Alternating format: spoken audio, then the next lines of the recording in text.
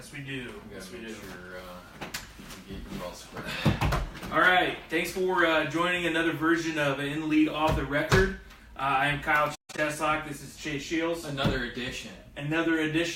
What Yeah. Version. Another edition.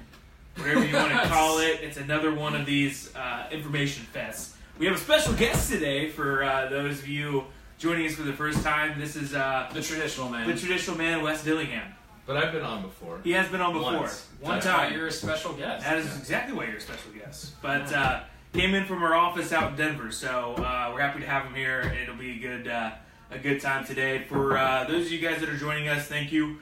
We always love hearing from you, so feel free to chat into us. We do monitor all of that during the actual show here. But afterwards, if you feel like this will help anybody else in your network, feel free to share it far and wide. We do upload it to all of our social media channels, Instagram, Facebook, Twitter, all at The Lead Tool, as well as podcasts on iTunes, as well as SoundCloud. So that's pretty much where you can find us anywhere that you want. So with that being said, we got a pretty good topic today, and we're going to be talking about the customer experience all the way through the supply chain. Yeah, just based off like a lot of the conversations that we've been having, we've heard a lot of like really great, really positive stuff recently.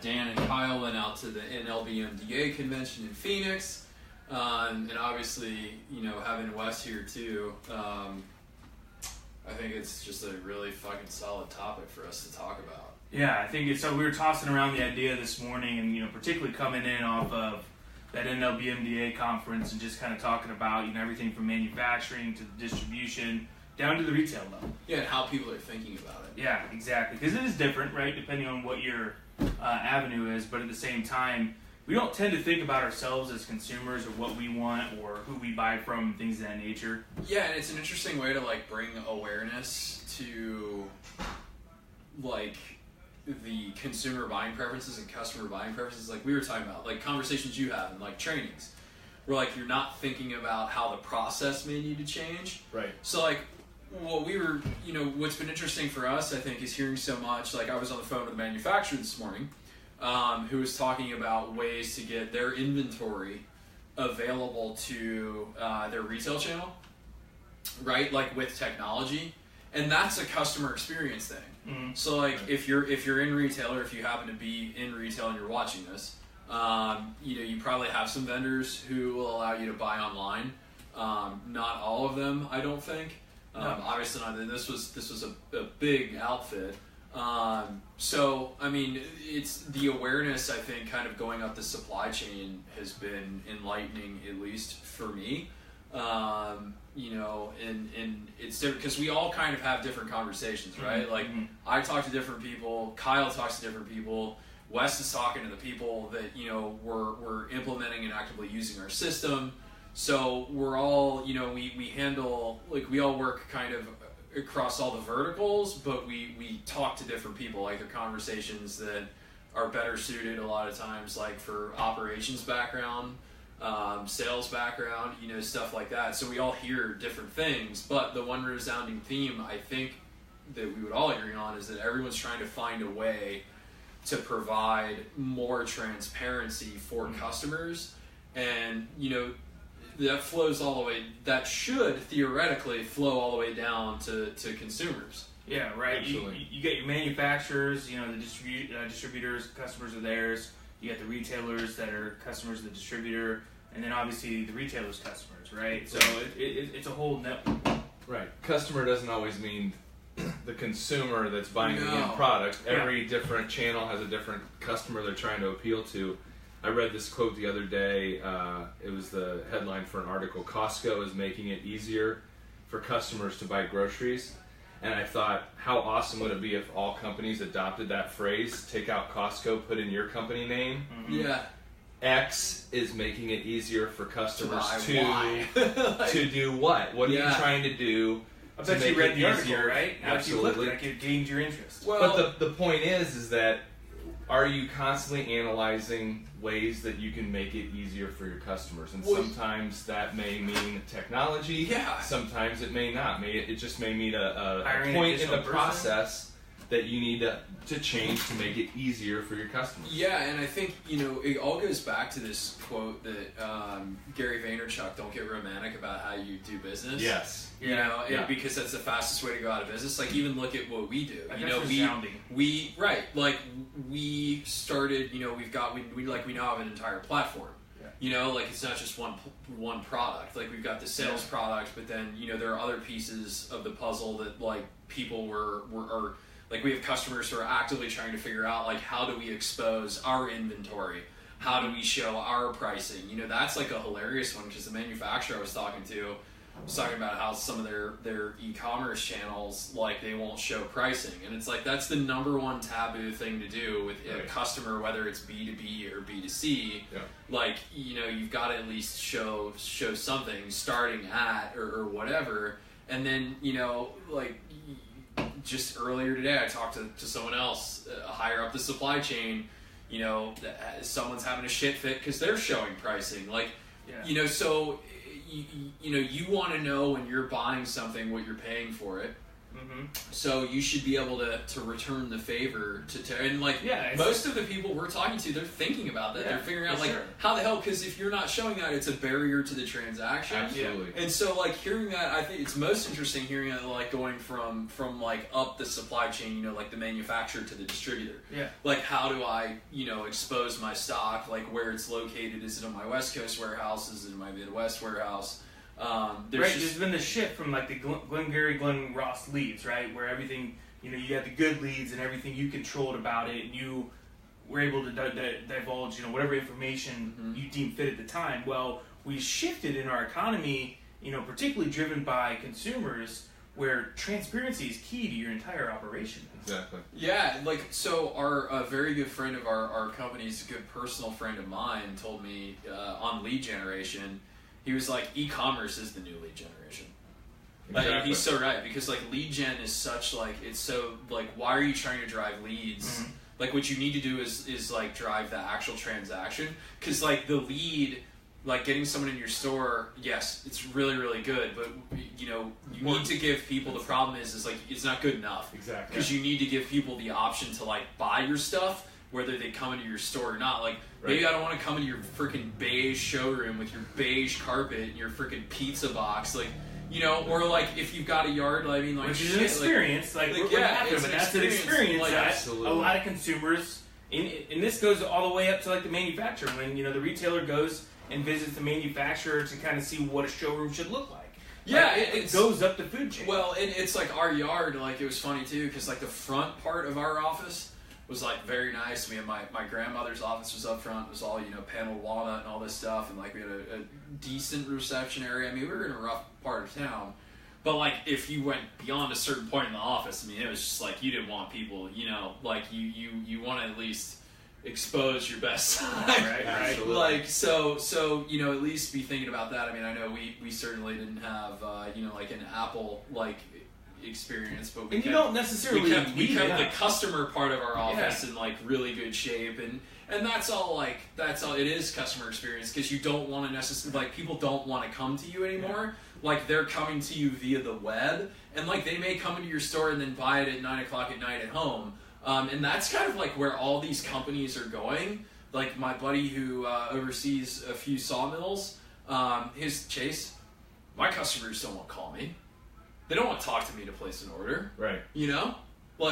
They want to just send it to how many yards do we talk to that are getting text? Text. That's weird. I don't know if you've heard that yet, but everyone we've been talking to, they're text. So it's and the point is that are you, number one, keeping track of that customer journey, so you know the different points in the process, and how they want to interact at each point. How they want to interact, and are you doing something to inhibit them from getting what they want? And if you are, you got to remove it. But I am amazed at how many people aren't even tracking their customers from start to finish. Yeah. And the ones that aren't tracking their non-customers, the people that don't buy. Don't you want to know more than anything why somebody didn't buy from you. Yeah, it's at any point along the supply chain. And that flows up to your point, distributor, manufacturer, exactly. right? And that's the number one thing I would want to know. And that's where they're like, I think a lot of these companies too are trying to connect the dots. And back to something you said, because Wes obviously dealing more like on the direct end, like with the end users, who are in and out of the product. Didn't you say at like lunch today that you feel like we wind up putting like it depending on, particularly I think probably depending on the vertical, some are different than others, but we damn near wind up putting in processes more than we put in software. Yeah, absolutely. Like, yeah, and they all, and what do they center around? They all center around this, right? Absolutely, yeah. Okay. Yeah, and well, most of them are centered around the low-hanging fruit. Who can I close the simplest or the easiest? Well, it's the and path of everybody, resistance, right? And everybody else just kind of gets thrown to the wayside. Who is somebody that is going to be an easy lead to close? Yeah. Those are the guarantees. Yeah. Those aren't the ones you're selling to. Those aren't the ones you want to track as much. Fraction of your sales. Wait, I have actually like a really funny story. So on this phone call this morning, the person I was talking to at this manufacturer was talking about one of their customers, and customer was talking about only wanting to see how many people were on the website for a very short period of time, and this gentleman goes, well, like, why? And guy goes, because I know they're like, if they're only on for that long, they're like getting my contact info. And he's like, how the hell are you able to discern that? How do you know that they're not on your site and then they figure out they can't buy a damn thing from you and they just fucking leave?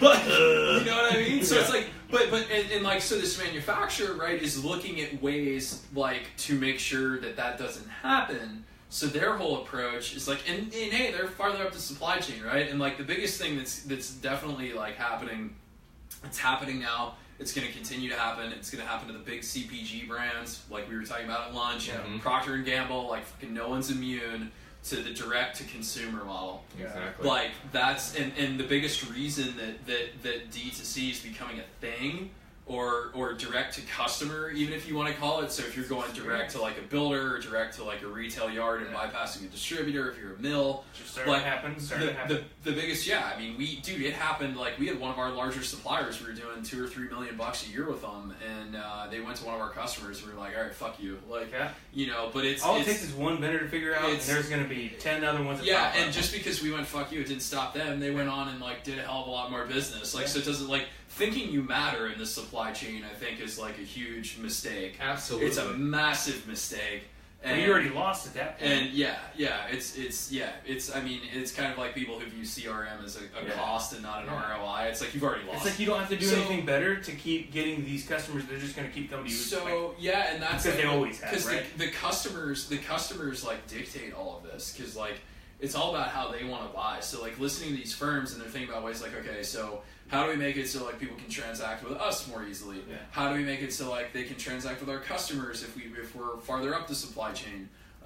Or even starting at the bottom of the supply chain as a retailer, like what's making it difficult for you to buy from your distributor, or if you're going straight to the manufacturer? Yeah, that's what's really making good it point. difficult. And then apply it to your model. Exactly. Where's the friction? What would you like to see be done to make your job easier, your life easier, to get the products you need to then provide that service to your customer? Well, and that's where these big, more sophisticated organizations are like looking at themselves. Mm-hmm. Yeah, they're literally like, okay, which I think you constantly have to do now, because that's the only differentiator that they have. Yep. Like so we had a drink with our attorney, and my dad was complimenting him on his response time, and he's like, look, man, like that's the only thing we got. Like our experience, like the experience we give you, like experience is becoming like everything. It's why like CRM, it's not customer service. CRM, everybody has customer service. CRM is shitty, right? So customer service became CRM, right? CRM now is being phased out in favor of like what is our brand? We're the customer experience platform, right? Mm-hmm. In favor of CEM, which is customer experience management, because like. That's why, like... That's what it boils down to. But like, that's you take why, away all the other bullshit. But it comes down to the experience. That's why we're coming out with all the new products we're releasing, like, which will, I guess, start dropping, like, next week. Stay tuned. And like all the self-plug. Yeah, exactly. I mean, but we eat our own dog food. Yeah. Like, we don't give a shit. We're not like, okay, we know sales really, really well, but like if we see an opportunity that we know inside and out and have done it from actually operating, I mean, it's kind of like if there's an opportunity, like we don't get romantic about the fact that like, okay, like we're this building, isn't what we initially wanted to do. yeah, like dude, what, like yeah. it's like water rushing down a mountain, man. Like what's gonna make it easier for you to work with us? Like that's what we like. Everything we do. Like, yeah, we're trying to remove barriers. Way to bring it home, Kyle. Yeah, way to bring it home. You know so, what? like, every now and then, you know, yeah. I have some good insight. Every now and again, but no, I mean like for real, because that's where like we eat our own dog food. We have to, you know? And it was like, you know, we talked about, oh, you got to get your inventory online. Well, there's a great product out there that, you know, can do inventory and get it online if you're a lumber dealer, furniture dealer, flooring dealer, like whatever, you know? Because if you have to keep track of anything other than a piece count, you're screwed. Fortunately, you know, math is not that hard. Numbers and you stuff. know, like, so you can figure out how do I calculate area, how do I calculate volume, but no, I mean, I think like all these organizations are like they're trying to find a way to survive too, because for them it's like this is thinking long term. We did a whole podcast on thinking long term, like not what's going to get me through tomorrow. Right. Because you look at like in some of the industries that we work in have been in legit like steady decline. Yeah. Like, and there's been a massive attrition anyway, and it's like they're turning like literally they're hemorrhaging out of the right side of their body, but they won't look at it. Yeah. You know, and that's how we get like some of the bizarro things that we see in a few of the trade publications where we're like, oh my god, am I living in the Big Short? Right. And to that point, one of the conversations I had with one of our customers was about their longevity in the industry, which sometimes can be just as much of a blind spot as it can be a benefit. And what I see people doing to stop the hemorrhaging, and what we're reading some of these articles, have to do what you've always done, what you've done in the past to stop the hemorrhaging or to stop the bleeding.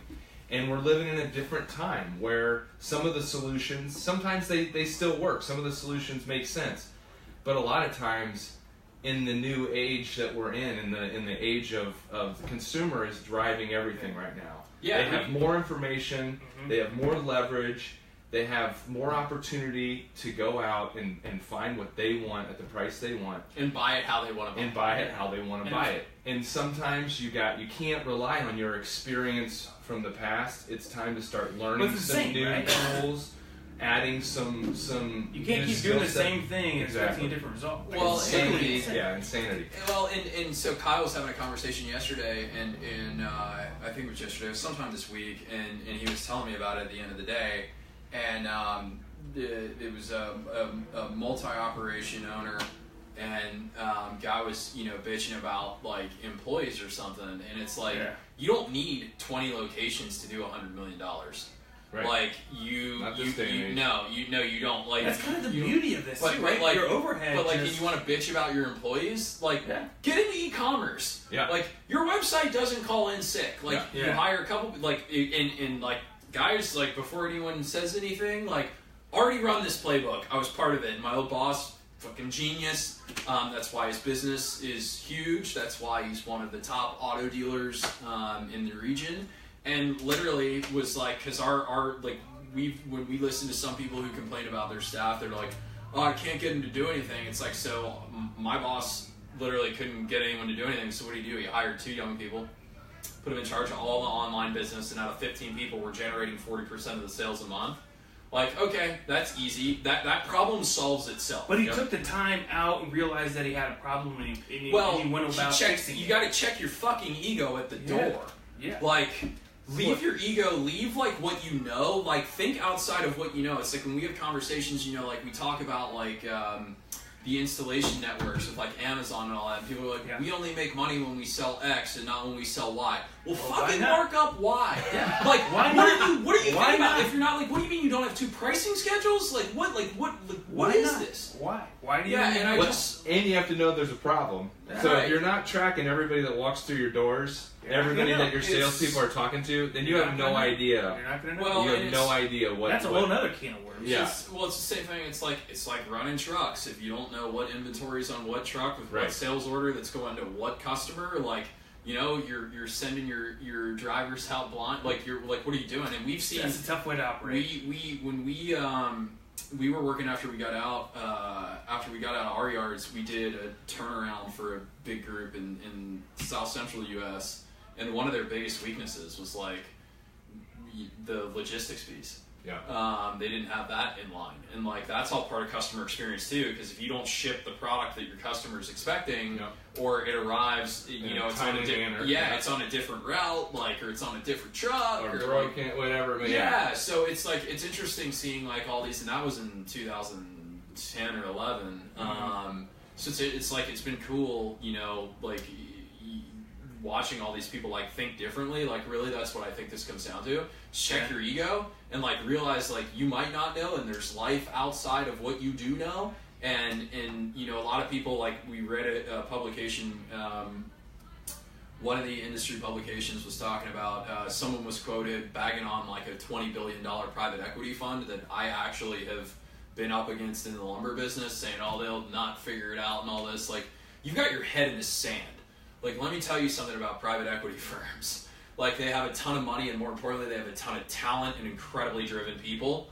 And like I got a good friend out west who says, I might not know your industry today, but give me a week studying it and I'll shoot bullet holes in it. You don't have to know it. Like, you have to be capable of viewing and thinking. And like, if you can think differently, well, no, I mean, like, but it's easy when you've been around for 100-something years. Right. Like, I worked with someone. I worked with someone at a 100-year-old company, and they thought, oh, it's always been this way. Well, it'll just always be this way. Like, it doesn't. So like, it's an easy trap to fall into. So it's really cool when you see like these 100-year-old companies that are thinking differently, and they're thinking about like. So I don't know. I've just been stoked off like the conversations we've been having with people because they're trying to find ways. Like, to bring, like, all the way down the supply chain, bring visibility to their customers, whether it's, you know, a truck of trusses going to a builder, or, you know, someone's got, like, a warehouse full of prefab windows, you know, that they're shipping out, like, stuff like that, it's, you know. And it all starts with you, too, right? So, if, you know, if you're a retailer and you're wondering why you can't buy, you know, this product online from your distributor and have it sent to you, ask why. Same thing goes up to your manufacturer. It's okay for you to drive change, too. Like, you can do that. No, absolutely, and I think in a lot of cases they do. Now, what's interesting is when you flip that around, and if you run into those problems, where then it's a great question to ask, because it's like, why can't I buy this from so and so? Well, then turn that around on your business. How many of your customers are saying that about you? Exactly. Yeah. Exactly. You know, like who's sitting there and saying, well, why can't I buy this on your website? Yeah, absolutely. You know, so it sounds like, you know, going up and down, there's a lot of really good shit going on. Which I'm jacked about because, you know, I think like... So it can only help the industry. Yeah, it helps. Yeah, it helps everyone. And I think, you know, a lot of the things we've been talking about, like, that have been materializing are becoming more and more blatantly obvious.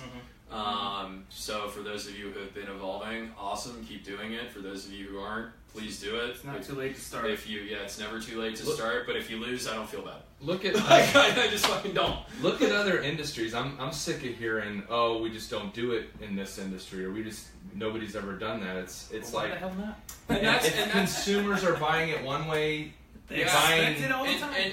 And whatever one way, they're potentially going to want to buy it that way. And what's hilarious too is we work in like similar, like we work in one big vertical, but they're kind of like sub industries within it, and so they're like similar. Yeah. But like there are a couple of them that literally could not be more different. You got like some of them that are like, oh my god, how the hell do we get going on e-commerce? How do we show customer shipment tracking? How do we get our inventory online? And you've got others who are saying that. Who are like, well, we've never done it this way. Well, let me tell you something. Someone's going to come in, and they're going to run you over. And like, you know, but those same industries that have that mentality are the ones that statistically have been in decline. So like that's and like when we say decline, we mean fucking decline. Right. Like, and look here, the most expensive home purchase for most people in their lifetimes is going to be a house. You can buy a house from your phone now. So if you sell $2,000 worth of flooring what makes you think the consumer isn't going to expect the same thing? $10,000 worth of cabinets, exactly, or whatever, whatever. $20,000 worth of lumber, whatever it truckloads is, of plywood, whatever you're selling. Yeah, just like that's and so that is the one common thread that all of these firms. Like that we see in all these firms with all these conversations is they're looking at themselves and they're saying, how do we make this transaction easier? Yep. And I know we're about to end, right? Or we just got to sell something, so yeah. I guess that means we got to shut up. So. I'll share this real quick. My 70-year-old mother is remodeling a house and probably driving her contractor nuts because everything they put in that house starts with her shopping online, finding the products she wants, finding the pricing that matters.